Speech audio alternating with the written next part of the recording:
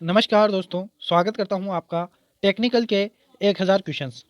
Questions जो है total 1000 questions old paper जो कि UPPCL, DMRC, JBVNL, DRDO other exam के प्रीवियस ईयर पेपर है। दोस्तों यह जो क्वेश्चंस है सभी मैं पेपर हल करवा रहा हूं उसी के आधार पर है। तो यह भी एक पेपर है जो कि डीएमआरसी का पेपर है जिसके क्वेश्चंस आज अपन 25 क्वेश्चन करेंगे। दोस्तों वीडियो को अंतिम तक देखिएगा।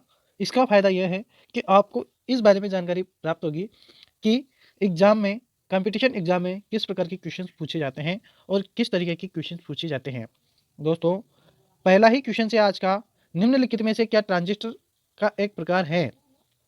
दोस्तों यहाँ पर दिया है पीएन, पीएनपी, एनपीपी और पीएनएन। दोस्तों मैं आपको ट्रांजिस्टर के प्रकार बता देता हूँ। ट्रांजिस्टर को दो प्रकार से अपन मान सकते हैं। जैसे कि ये पहला है जिसमें 3 लेयर है और ये दूसरा है जिसमें भी 3 लेयर हैं।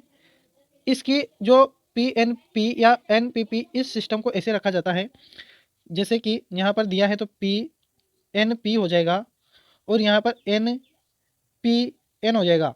ये दोनों ही सिस्टम ट्रांजिस्टर में होते हैं। दोस्तों ट्रांजिस्टर के बारे में और अधिक मैं आपको बताऊं तो इसमें 3 लेयर के अनुसार 3 टर्मिनल होते हैं जो कि एक होता है एमिटर, एक होता है बेस और एक होता है कलेक्टर। या इसी में देखिए तो ये कलेक्टर है, इसका भी एक कलेक्टर है, ये इसका बेस हो जाएगा और ये इसका एमिटर हो जाएगा।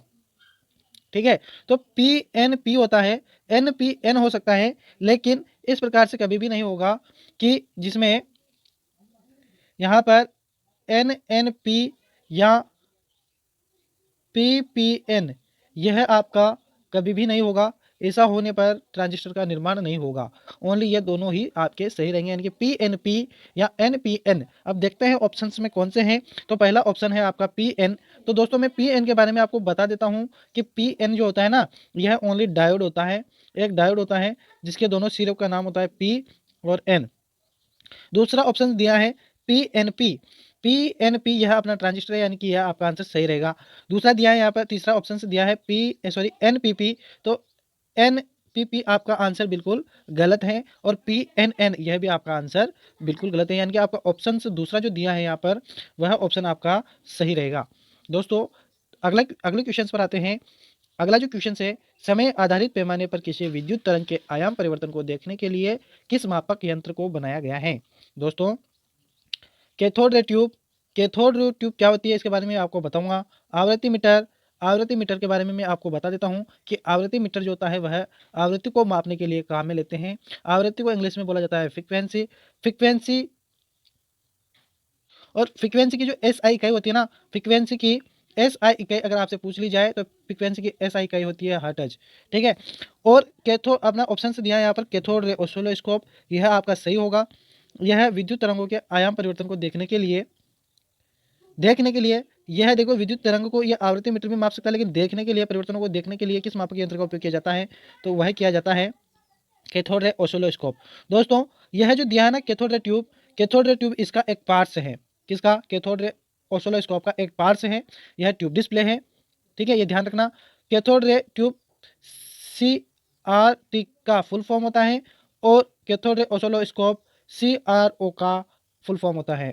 ऊर्जा मीटर, एनर्जी मीटर को इंग्लिश में बोला जाता है। एनर्जी मीटर होता है जो रीडिंग को मापता है अपने घरेलू विद्युत। ठीक है, अगला क्वेश्चन है आपका, बड़े आकार के 3 फेज प्रेरण मोटर के स्लिप यानी कि सरपण का मान क्या होता है। दोस्तों बड़े आकार के जो 3 फेज यानी कि 3 फेज जो मोटर होती है इंडक्शन मोटर की स्लिप का जो मान होता है वह 1.5 से 2.5% होता है। अगला क्वेश्चन है, निम्नलिखित में से किस लैंप में अन्य लैंपों की तुलना में प्रकाशमान होने में अधिक समय विलंब होता है। यानी कि किस लैंप में अन्य लैंपों की तुलना में प्रकाशमान होने में अधिक समय लगता है। किसमें अधिक समय लगता है? तो सोडियम वाष्प लैंप जो होता है, जिसको इंग्लिश में बोला जाता है सोडियम वेपर लैंप, इसमें अधिक समय लगता है और लैंपों से। ठीक है, अगला क्वेश्चन है दोस्तों, यहाँ पर ऑप्शन है कि एलईडी, उसको फुल फॉर्म यहाँ लिखिए प्रकाश उत्सर्जन डायोड, ये ध्यान रखना। अगला क्वेश्चन है, निम्नलिखित में से किस समपरिवर्तन कम्यूटेशन विधि में इंटरपोल का प्रयोग किया जाता है जिसके कारण वृषों को घूर्णन की दिशा में अग्रवर्ती होने की आवश्यकता नहीं होती। दोस्तों इंटरपोल का प्रयोग किया जाता है जिस कारण ब्रशों को घूर्णन की दिशा में अग्रवर्ती होने की आवश्यकता नहीं होती।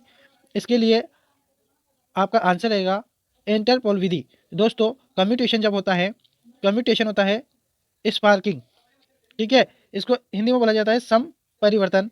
तो यह जो होता है यह ब्रशों पर होता है जहाँ पर कम्यूटेटर लगा होता है।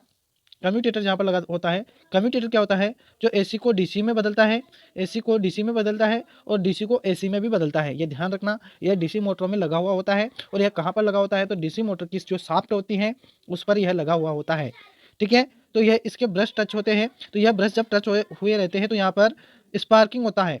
स्पार्किंग को कम करने के लिए इंटरपोल का उपयोग किया जाता है, इंटरपोल विधि का उपयोग किया जाता है।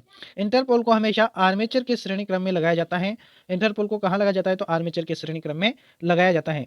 अगला क्वेश्चन से आपका, आर्मेचर प्रतिक्रिया का प्रभाव चुंबकीय उदासीन न्यूट्रल अक्ष को की ओर स्थानांतरित करना होता है। स्थानांतरित करना होता है, क्या स्थानांतरित करना होता है, तो ध्यान रखिएगा आर्मेचर प्रतिक्रिया का प्रभाव चुंबकीय उदासीन न्यूट्रल अक्ष को जनित्र के लिए घूर्णन की दिशा की ओर स्थानांतरित करना होता है। अगला क्वेश्चन से, अध्यय चालक के आधार पर किस प्रकार के अल्टरनेटर में भाप द्वारा उत्पादित बल पानी द्वारा उत्पादित बल से अधिक होता है। दोस्तों हमेशा ध्यान रखना, भाप टरबाइन जो होता है ना, इसमें टरबाइन सबसे अधिक घूमता है और सबसे अधिक विद्युत उत्पन्न करने का स्रोत भी यही होता है, भाप टरबाइन। भाप टरबाइन जो होता है इसमें पानी को उबाला जाता है और उसकी जो भाप निकलती है उससे टरबाइन घुमाए जाते हैं।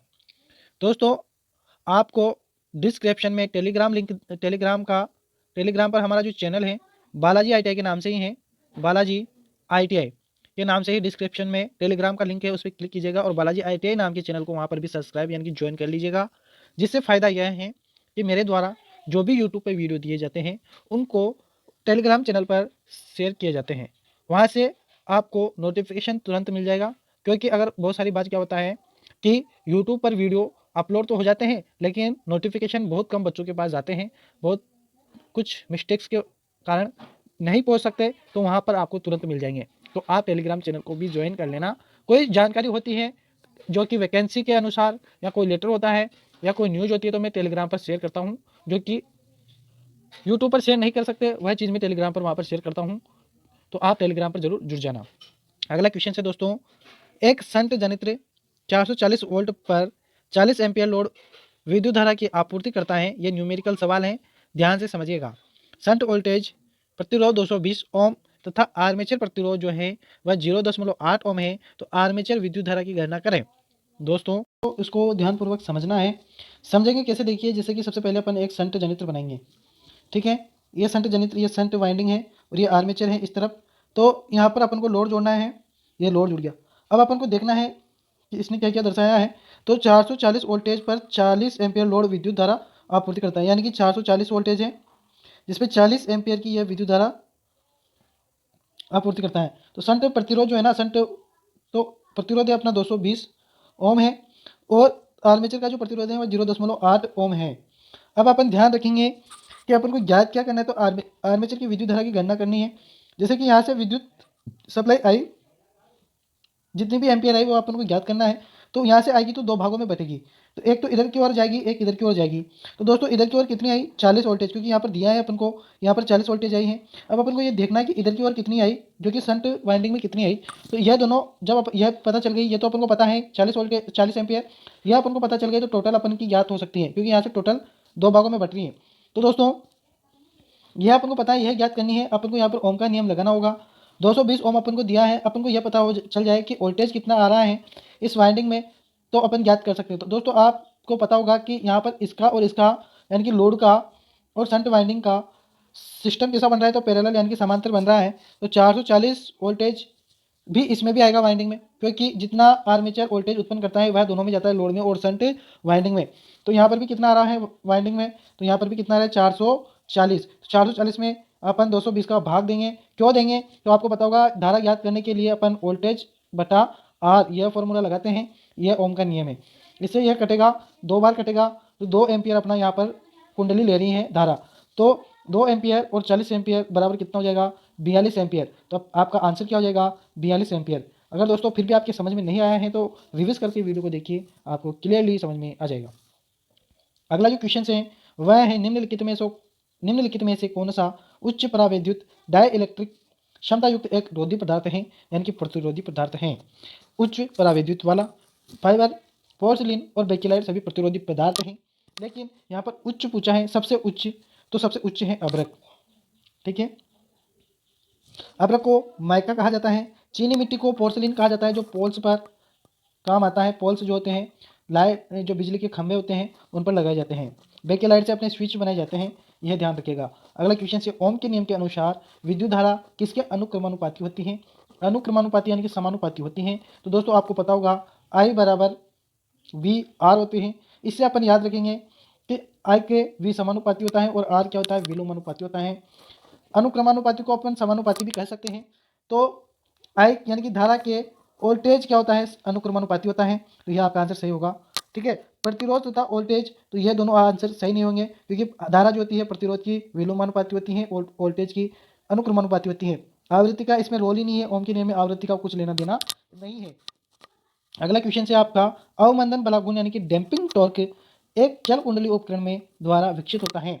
तो भंवर द्वारा यानी कि एडी करंट द्वारा विकसित होता है। अगला क्वेश्चन से आपका विशिष्ट प्रतिरोध की एसआई यानी कि अंतरराष्ट्रीय मात्रक प्रणाली है। तो विशिष्ट प्रतिरोध की जो एसआई कही है वह ओम मीटर है। अगला क्वेश्चन से आपका निकिल आयरन सेल में सक्रिय पदार्थ निकिल हाइड्रोक्साइड तथा निकिल के सल्क में पैक होते हैं। तो एकांतर परत निकिल के सल्क में पैक होते हैं, एकांतर परत। अगला क्वेश्चन से किसी विद्युत परिपथ में प्रतिरोध का प्रयोग किस लिए किया जाता है? विद्युत परिपथ में प्रतिरोध का उपयोग जो है ना वह विद्युत धारा के प्रभाव को घटाने यानी कि कम करने के लिए किया जाता है। अगला क्वेश्चन से प्रतिरोध का तापमान गुणांक प्रतिरोध में प्रति होने वाला परिवर्तन होता है, यानी कि प्रतिरोध का तापमान गुणांक प्रतिरोध में प्रति होने वाला परिवर्तन होता है ओम प्रति डिग्री सेंटीग्रेड। अगला क्वेश्चन से डाई के मामले में अनुप्रयुक्त वोल्टेज जब अवधाव वोल्टेज मान से अधिक हो जाए तो लीकेज धारा का कांतिमान तो क्या होता है? बढ़ जाता है। अगला क्वेश्चन से यूएनआई जंक्शन ट्रांजिस्टर में दो आधारों के बीच प्रतिरोध लगभग कितना होता है? तो दो ट्रांजिस्टरों के बीच लगभग जो प्रतिरोध होता है वह 5000 से 10,000। क्वेश्चन से आपका अगला एक स्टैटिक इन्वर्टर एक कम आवृत्ति ऑसिलेटर है जो के साथ जुड़ा होता है, तो यह एम्पलीफायर के साथ जुड़ा होता है। अगला क्वेश्चन से आर्मेचर वाइंडिंग का उपयोग आर्मेचर कोर के आकार और माप को के साथ ठीक करने के लिए किया जाता है। तो अगर ऑप्शन से के अनुसार आपका आंसर है एनामेल्ड तांबे के तार। एनामेल्ड तांबे की तार के साथ ठीक करने के लिए किया जाता है। अगला क्वेश्चन से आपका लाइन सपोर्ट के माध्यम से लाइन कंडक्टर से अर्थ तक करंट लीकेज को रोकने के लिए क्या उपाय किए जाने चाहिए? तो हेड लाइनों में अवरोध प्रदान करें। हेड लाइन जो होती है उनमें क्या करना है? अपन को अवरोध प्रदान करना है। अगला क्वेश्चन से आपका निम्नलिखित में से कौन सी डीसी मोटर में कम आरंभिक टॉर्क और स्थिर गति होती है? तो वह कौन सी मोटर होती है जिसमें आरंभिक टॉर्क और स्थिर गति होती है? तो वह मोटर डिफरेंशियल कंपाउंड मोटर होती है, अंतर परिसर मोटर होती हैं। दोस्तों इस मोटर में क्या होता है कि जितना अपन लोड डालते हैं यह मोटर उतनी ही अधिक गति पर घूमने लगती हैं। इसकी गति लोड के समानुपाती होती है। अगला जो क्वेश्चन है आपका वायु घर्षण द्वारा अवमंदन बला गुण किसके द्वारा विकसित होता है? तो वायु घर्षण द्वारा अवमंदन बला गुण यानी कि टॉर्क जो विकसित होता है वह होता है चलित सिस्टम गतिमान तंत्र पर लगे चलित वेन द्वारा। ठीक है दोस्तों, अगला क्वेश्चन है घेर धारा अप्रचलित वाहक सेट अप और कंडक्टर संवहन के लिए अर्थिंग करने को कहा जाता है। तो उपकरण अर्थिंग इसको कहा जाता है। अगला क्वेश्चन से आपका आर्मेचर वाइंडिंग में निम्नलिखित सामग्रियों में से किसका उपयोग किया जाता है? तो आर्मेचर वाइंडिंग में सोने की प्लेट का उपयोग कहीं पर भी नहीं किया जाता, पारा का उपयोग नहीं किया जाता, फ्लोरोसेंट सामग्री का उपयोग नहीं किया जाता, माइकानाइट का उपयोग किया जाता है। आर्मेचर वाइंडिंग में माइकानाइट का उपयोग किया जाता है। 25वां नंबर क्वेश्चन है जो कि आज का अंतिम क्वेश्चन है। निम्नलिखित में से कौन सा विकल्प दुर्घटना से बचने के लिए आवश्यक है? तो मशीन के सुरक्षा नियमों का पालन करना। देखिए दोस्तों, इस प्रकार के क्वेश्चंस अपन को बिल्कुल याद ना हो तो भी अपन कर सकते हैं। कैसे? जैसे कि दोस्तों यहाँ पर ऑप्शन दिया है कि जल्दबाजी में काम करना, तो यह सही बात नहीं है। कोई भी काम हो जल्दबाजी में नहीं करना चाहिए। पुराने नियमों का स्वीकार करना, तो पुराने नियम लागू नहीं करने चाहिए क्योंकि पुराना तरीका से आज के तरीके में बहुत अंतर आ चुका है। पुराने तरीकों का पालन करना, तो यह दोनों बात सेम है, यानी कि दोनों ऑप्शन तो होंगे नहीं। यह भी बिल्कुल नहीं होगा, तो बचा क्या? मशीन के सुरक्षा नियमों का पालन करना, ये बिल्कुल ठीक बैठ रहा है। तो इस प्रकार के जो आंसर होते हैं ना, वह अपन को स्वयं ही सोच लेना चाहिए कि क्या होगा इसका आंसर। तो दोस्तों, वीडियो कैसा लगा है? अगर आपको अच्छा लगा है तो वीडियो दोस्तों ज़रूर लाइक करके जाइएगा, क्योंकि इससे हमें प्रसन्नता होती है और हम आपके लिए बहुत ही प्रयास करके अच्छे से अच्छे वीडियो बना सकते हैं। क्योंकि अगर हमारा मनोबल बढ़ता है तो हम भी आपको कुछ अच्छा देने की कोशिश करते हैं। तो दोस्तों, जाते जाते एक छोटा सा काम, बिल्कुल छोटा सा, कुछ क्षणों का काम है कि लाइक जरूर कर दीजिएगा। आपका एक भी रुपए नहीं लग रहा है, ठीक है? और दोस्तों, अगर कोई समस्या है, किसी क्वेश्चंस को लेकर समस्या है, तो आप कमेंट में लिखिएगा ताकि हमें पता चले और हम आपकी उस समस्या का निवारण करें। और डिस्क्रिप्शन में जो लिंक दिया है टेलीग्राम का, तो उस पर जाकर और हमारे बालाजी आईटी नाम के चैनल को ज़रूर ज्वाइन कर लीजिएगा। और इस वीडियो को अपने एक दो मित्र को ज़रूर शेयर कीजिएगा ताकि वह भी इसका फ़ायदा उठा सके। और चैनल को अभी तक भी आपने सब्सक्राइब नहीं किया है तो चैनल को सब्सक्राइब करें ताकि आपको तुरंत नोटिफिकेशन मिल सके। ठीक है दोस्तों, धन्यवाद। कल मिलते हैं अपन 12वें वीडियो के साथ 25 क्वेश्चंस, जिससे अपने 300 क्वेश्चंस कंप्लीट हो जाएंगे। ठीक है दोस्तों, धन्यवाद आपका, आपने वीडियो को पूरा देखा।